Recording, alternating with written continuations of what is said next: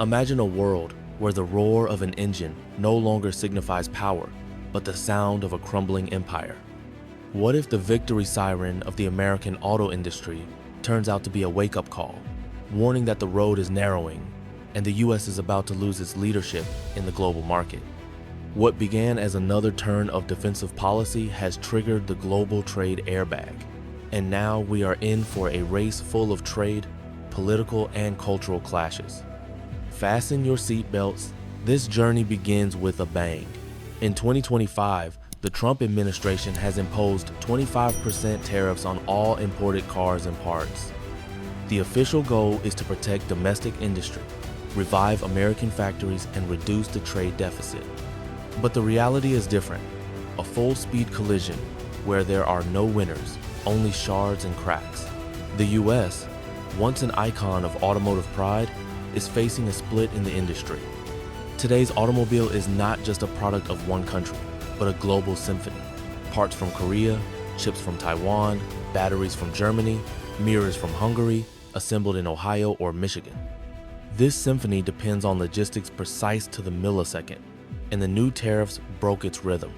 The cost of imports soared, and shockwaves rolled across the Atlantic like a thunderstorm. Germany, France, and surprisingly for many, Denmark did not just protest, they struck back.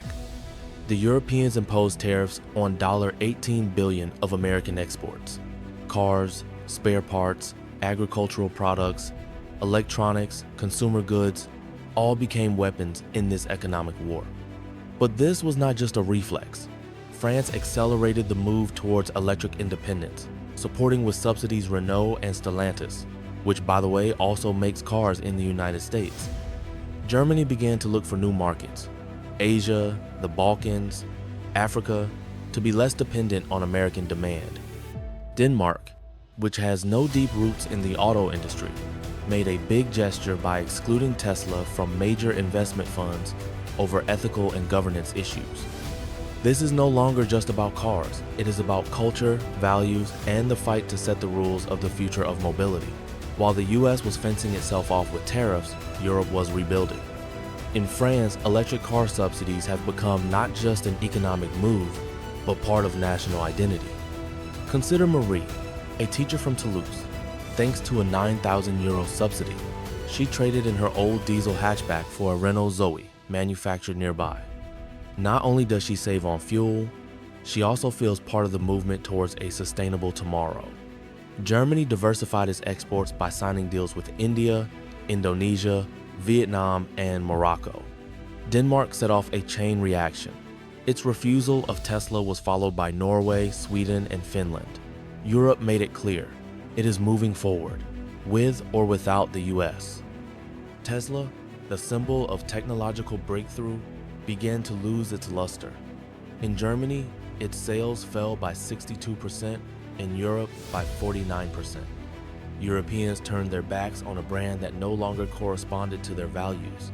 Elon Musk's tweets, his disdain for trade unions, and scandals around the Berlin Gigafactory undermined the company's reputation. Volkswagen, BMW, and Peugeot offer electric cars close to local tastes, and China's BYD and NIO burst onto the market with affordable prices and quality service. Tesla, the former leader of the electric revolution, found itself in an identity crisis, detached from the new reality. Meanwhile, the American auto industry was drowning in a domestic crisis.